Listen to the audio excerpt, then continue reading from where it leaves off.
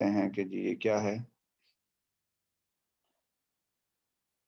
इसको conclusion writing कहते हैं कि चीजें जितनी भी डिस्कस हुई हैं ओवरऑल ऐसे में उनको रैप अप करने का नाम कंक्लूजन है। ठीक है, आप इसमें मेन आइडिया जो है उसको रिट्रेट करते हैं कि भाई this is what I wanted to say throughout, this is I wanted to prove. ठीक है, और इसमें खास चीज जिसका ख्याल रखा जाता है कि कोई नई इंफॉर्मेशन नहीं दी जाती। अब ये वो पॉइंट है जिसमें लोग फेल हो जाते हैं, लोगों को वैसे ट्रेनिंग नहीं होती। मैंने कई उस्तादों के शागिर्दों को ये कहते भी सुना कि भाई हमारे सर ने कहा कि conclusion is nothing, it is just a rephrasing और it is just rewriting of your introduction. तो यार ये बहुत बड़ी जहालत है, अगर ऐसे किसी ने बताया है तो लोग जो फेल हो रहे हैं सीएसएस में उसकी फिर वजूहात जरा खुल के सामने आना शुरू हो जाती है। Conclusion talks about the broader significance of the topic and then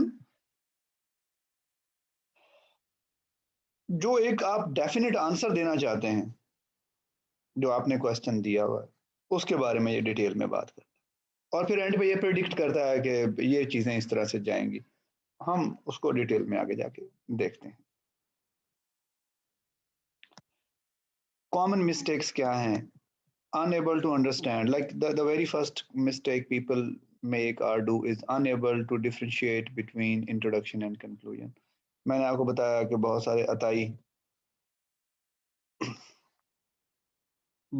सारे अताई असातिज़ा सीएसएस के एस्पायरेंट्स को ये बता रहे होते हैं अंग्रेजी का एसे का लेक्चर देते हुए कि बच्चों ये जो कंक्लूजन होता है ये कुछ नहीं होता, this is rewriting of your introduction. यार ये तो बहुत बड़ी ज्यादती है। लोग कंक्लूजन में खराबी इसलिए करते हैं कि वो कहते हैं कि यार मैंने यही बातें उधर लिखी हैं लेकिन तरीकाकार होगा ना लिखने का। बातें तो आप नहीं नहीं लिख सकते लेकिन उनको लिखने का तरीकाकार है।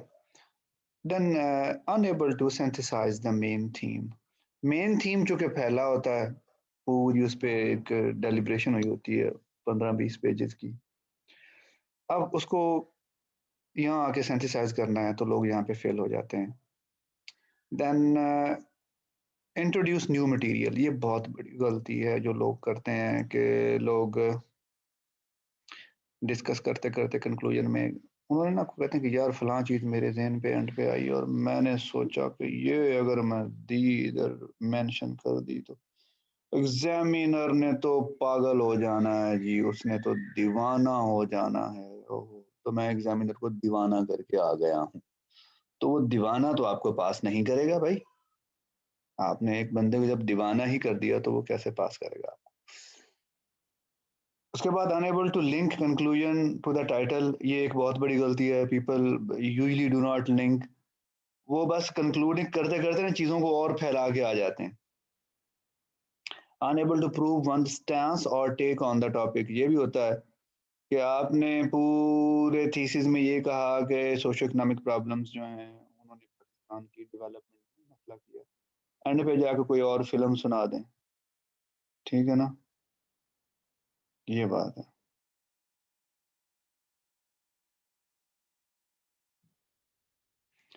नेक्स्ट है abruptly jumping on the conclusion, conclusion flow naturally out of ऐसे, ये एक बड़ी इंपॉर्टेंट चीज़ है। कुछ लोग आधा ऐसे लिखते हैं, घड़ी देखते हैं कि ओ यार अब पहुंच गया मैं, नतीजा क्या निकलता है कि वो गलती करते हैं। उसके बाद नलीफाई द स्टांस, यार कुछ लोग जो होते हैं ना अपनी ही बात सारे ऐसे में लिखा सोशो इकोनॉमिक प्रॉब्लम्स की वजह से डेवलपमेंट नहीं हुई, एंड पे जाके कहा नहीं जी इतना उसका कोई कसूर नहीं, ये तो इन्वायरमेंटल कोई इश्यूज हैं जिनकी वजह से नहीं हो रही। तो वो जो अपने हाथ से उन्होंने इमारत तामीर की होती है उसको आते हुए ना ठुड्डा मार के आ जाते हैं, अपना ही नुकसान करते हैं। जिस तरह एक मूवी आप देख रहे हैं, ये मैंने पॉइंट जो अभी ग्रीन है आपके सामने नजर आएगा, ये एक बहुत बड़ी गलती है सी एस एस ऐसे में कि जैसे आप मूवी देख रहे होते हैं तो मूवी में आपको पता होता है कि ये जी अब क्या हुआ, मूवी में ये हीरो और हीरोइन जो है इनकी मुलाकात हुई, ठीक है, और फिर ये इनकी शादी हुई और फिर ये इनके बच्चे हुए, वो आपको एक सीक्वेंस का पता चल रहा होता है कि इस तरह से ये फिल्म जो है मूव करेगी और आपको फिर आइडिया होता है कि एंड पे ये इस तरह से होना है। वो क्या है, वो एक natural flow of the conclusion है कि movie naturally move towards it's ultimate conclusion, wind up की तरफ। अब हमारे कई लोग जो हैं वो ऐसे लिखते लिखते आधा लिखते उसके बाद कंक्लूजन लिखते हैं। ऐसा नहीं है, अपने ऐसे को कंक्लूजन पे जब पहुंचे तो एक ऐसे तरतीब से लेके चल रहे हूँ कि पता चले कि अब कंक्लूजन आ जाना। नेक्स्ट स्पेलिंग और ग्रामर मिस्टेक्स, यार इसका कोई हल नहीं है। इसका हल तो यही है कि आपकी ग्रामर और स्पेलिंग की मिस्टेक ना हो और आप ऐसे की क्लास में बैठे। अदरवाइज ये अगर जिसकी नहीं है उसकी नहीं है, उसको पढ़नी पड़ती है। ठीक हो गया। तो अब हम बहुत अहम चीज डिस्कस करने जा रहे हैं, difference between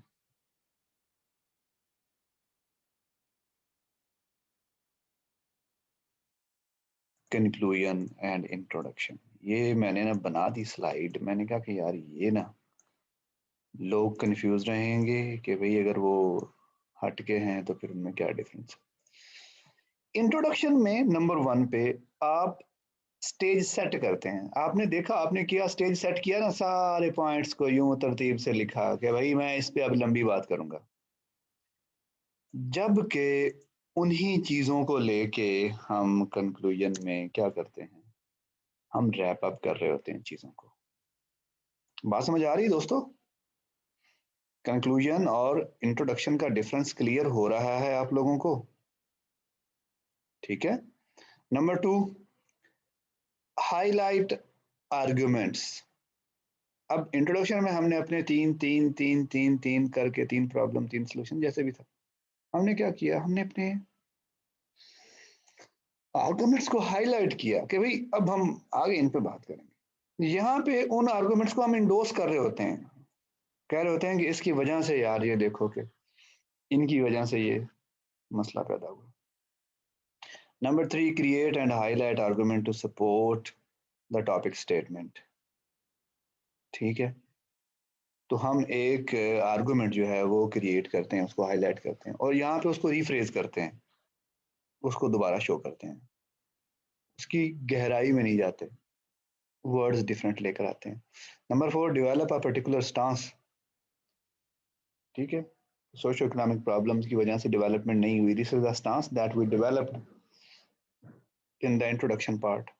then in conclusion we will retreat that, उसको हम इंडोर्स करेंगे कि हाँ भाई ये सोशो इकोनॉमिक प्रॉब्लम था। तो दोस्तों ये है कहानी, ये है एहतियातें, और this is how it is. और अब हमने बढ़ना है किस तरफ, कंक्लूजन राइटिंग की तरफ। तो कंक्लूजन लिखते हुए there are certain parts of conclusion. ठीक है। कंक्लूजन का पहला हिस्सा जो है उसे कहते हैं कंक्लूडिंग वर्ड्स। कंक्लूडिंग वर्ड्स उन्हें कहा जाता है। ये आपकी नज़रों के सामने है कि अपना कंक्लूजन शुरू करते हुए आप कहते हैं टू कंक्लूड, आगे फिर वो सारी बात बाद में आती है, लेकिन टू कंक्लूड कह सकते हैं, फाइनली कह सकते हैं, to summarize, in conclusion, in the end, to sum up. You can use any word, all of them are there. ठीक है, ये बात है।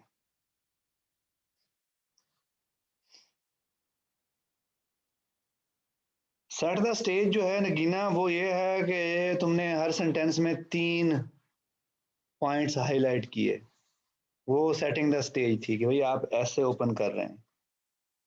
ठीक है। उसके बाद क्या है जी, उसके बाद अगला मरहला है कि आप एग्जामिनर को आपने बता दिया कि टू कंक्लूड, अब आपके पास पॉइंट्स मौजूद हैं, उन पॉइंट्स की अब आपने एक होलिस्टिक समरी देनी है। 15 पॉइंट्स ये हमारे सामने नजर आ रहे हैं। ठीक है। इन 15 पॉइंट्स को हमने कवर करना है विद इन हाउ मच, इन 15 पॉइंट्स को हमने करना है within some holistic terms. हमने इनको 2 या 3 लाइनों में कवर करना है। हम ये वाले एग्जैक्ट वर्ड यूज कोशिश करेंगे कि नहीं करें, ठीक है। और जब हम यहाँ पे 15 है हमारे पास, और कंक्लूजन में हम इनमें से not all of them we will include, but we will use some other words जो कि होलिस्टिकली इनको कवर करते हैं, जैसे कि ये सामने आपके लिखा हुआ है कि political and economic instability, social and cultural taboos, governance and management inefficiencies, increasing linguistic, ethnic and religious divide, impending social inequality and moral turpitude। अब ये वो सारी बातें हैं जो कि क्या हैं, जो सारी बातें इसकी समरी है बेसिकली, लेकिन वर्ड्स और यूज हुए हैं। ठीक हो गया दोस्तों, समझ आ गया? ये क्या है? This is called holistic summary of main points. पहला पॉइंट क्या था? स्टार्टिंग विद कंक्लूडिंग वर्ड्स, वो हो गया। फिर अपने पास जितने आइडियाज, पॉइंट्स और आर्गुमेंट्स हैं उनकी एक होलिस्टिक समरी बनानी है, ठीक है।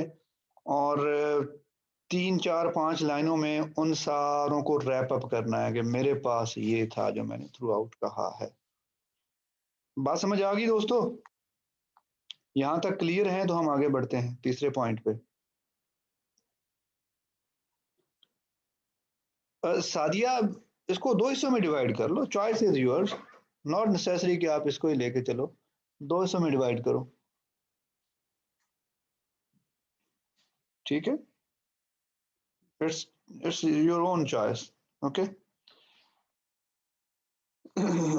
रिपीट तो कर दिया है।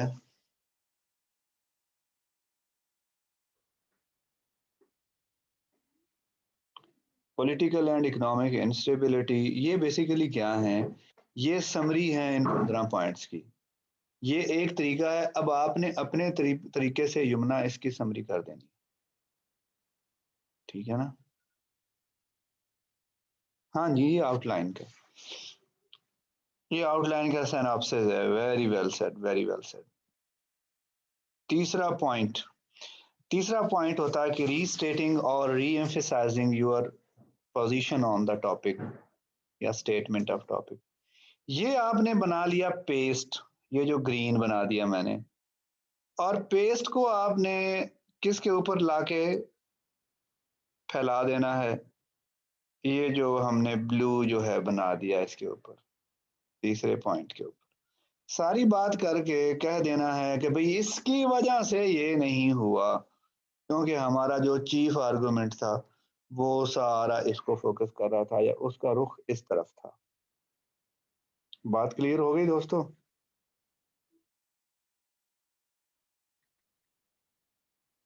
बात समझ आ गई? शुरू कैसे करते हैं? टू कंक्लूड या इन कंक्लूजन, उसके बाद अपने सारे पॉइंट्स जो हैं आउटलाइन उनका सिनॉप्सिस बनाते हैं, उस सिनॉप्सिस को पेस्ट कर देते हैं किसके ऊपर? अपने स्टेटमेंट ऑफ टॉपिक के।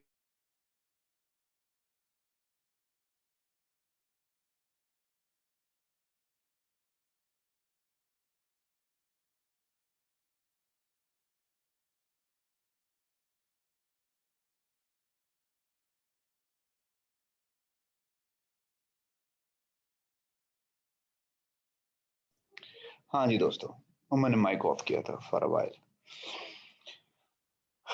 नंबर 4,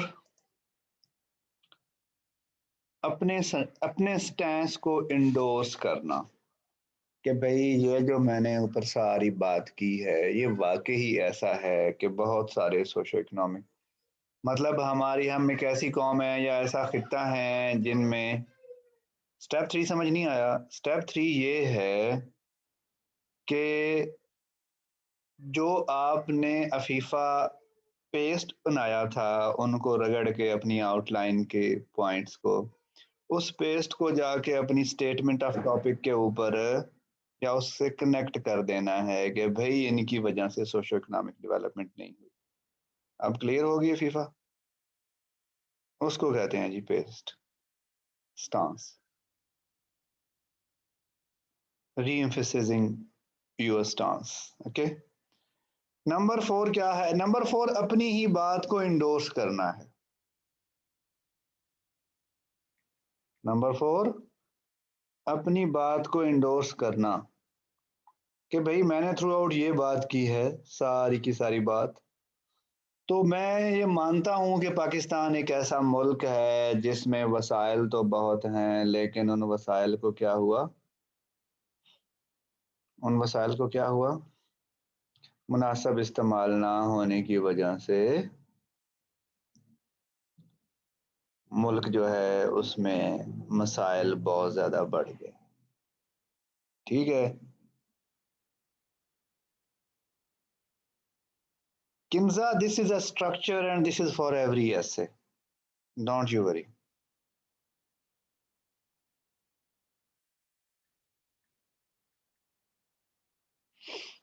ठीक है, ये आपने स्ट्रक्चर सीख लेना और फिर हर ऐसे पे इसको आप अप्लाई कर सकती हैं।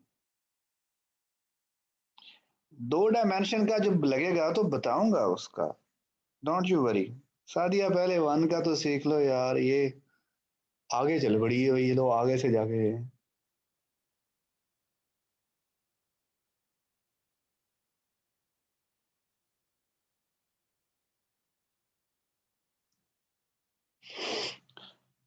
अब यहां तक पॉइंट 4 तक समझ आ गया आपको कि आपने अपने स्टांस को इंडोर्स कर देना है कि भाई मैं ये जानता हूं, हम ये जानते हैं कि पाकिस्तान एक ऐसा मुल्क है जिसमें वसाइल तो बहुत हैं, लेकिन मसाइल जो हैं वो भी, एंड ऑल दैट।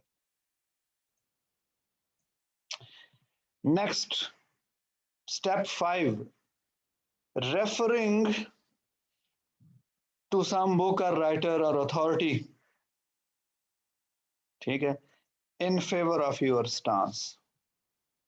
मतलब मैं तो ये सारी बातें कर ही रहा था, लेकिन डॉक्टर इशरत ने भी अपनी किताब में यही बात की है, तो यूं आपकी बात क्या हो जाएगी? इंडोर्स हो जाएगी।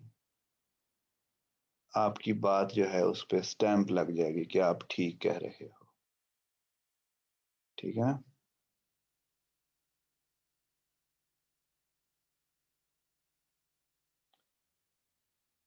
समन, फिलहाल तुम्हें पता है। समन, तुम्हें मैं कैसे समझाऊं? मैंने पहले लेक्चर में बताया था कि सीएसएस का ऐसे टोटल 10 फील्ड्स हैं जिनमें से आता है, और जो एस्पायरेंट होते हैं उन 10 फील्ड्स पे एक एक दो दो किताबों के नाम उन्होंने याद किए होते हैं। ठीक है, तो आप इजी हो जाओ, आप ट्रेनिंग सेशन ज्वाइन कर चुकी हो, आपको ये मसला नहीं होगा। ओके, मतलब मैं तो ये बात कर ही रहा हूँ, फलां राइटर ने भी ये बात की है। स्टेप 6, स्टेप 6 में फिर आपने ट्रांजिशन पे जाना है टुवर्ड्स ऑप्टिमिज्म, होप।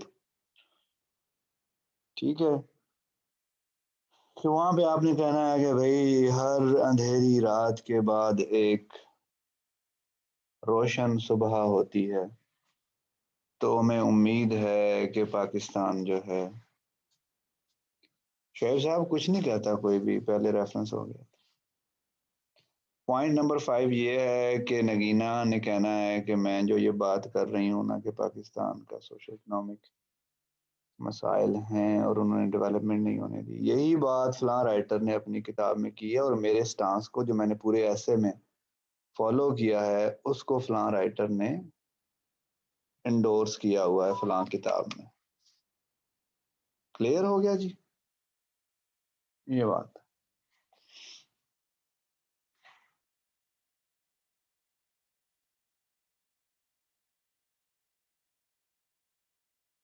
ठीक हो गया?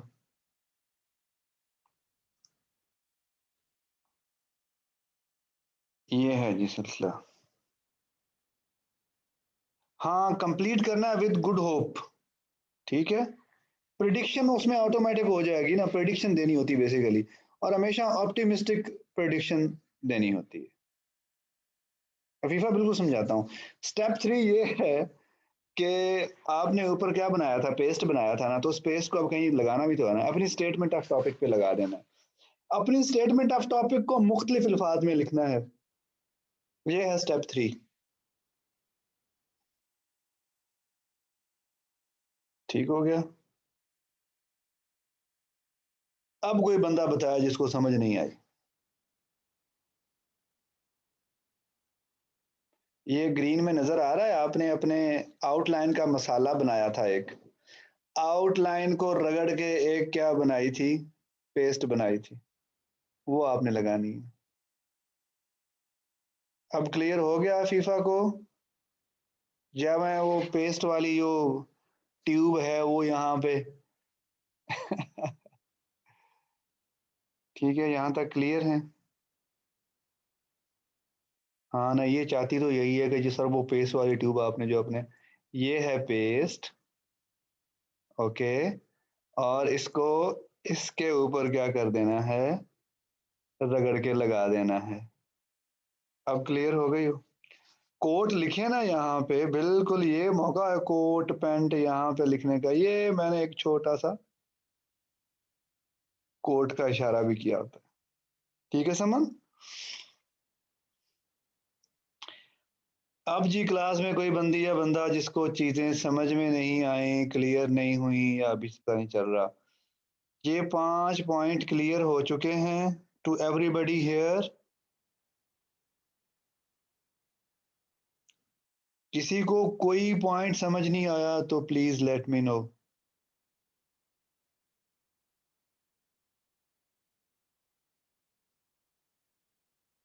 हाँ जी, कोई बंदा यहाँ पे ऐसा जिसको इन 5 में से कोई पॉइंट समझ ना आया हो, क्लियर?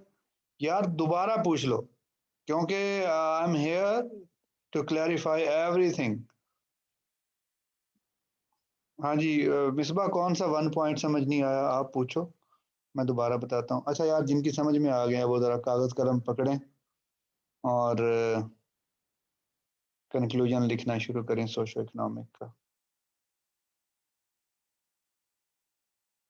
चलें भाई।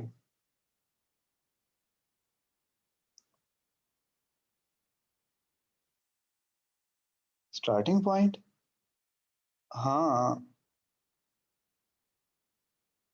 In conclusion, political and economic instability, social and cultural taboos, ठीक है, ये इतने मैंने ऑप्शन दिए हुए हैं कि आप कोई वर्ड भी यूज कर सकते हो इनमें से, इन कंक्लूजन, टू कंक्लूड, ठीक है ना? अफीफा बेटा, ये देखो, ये देखो, ये था हमारे पास आउटलाइन का मसाला, हमने इसको रगड़ा रगड़ रगड़ रगड़ रगड़ रगड़ के इसका बना दिया पेस्ट, और वो ये पेस्ट है, इस पेस्ट को हमने इसके ऊपर लगा दिया, खुदा के बंदे। अब क्लियर हो गई है फीफा? ये अब दांत चमका के नहीं, तुड़वा के बाज आएगी। Summary of your outline, holistic summary of your outline। Afifa clear हुई है कि नहीं?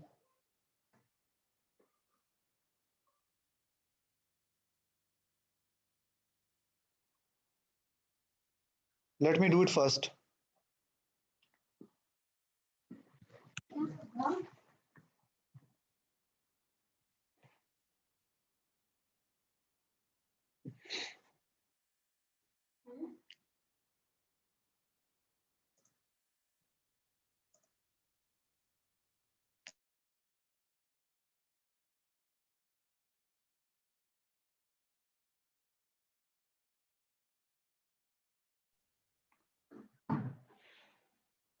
हाँ जी, सादिया का मैसेज ऊपर कहीं मिस हो गया है।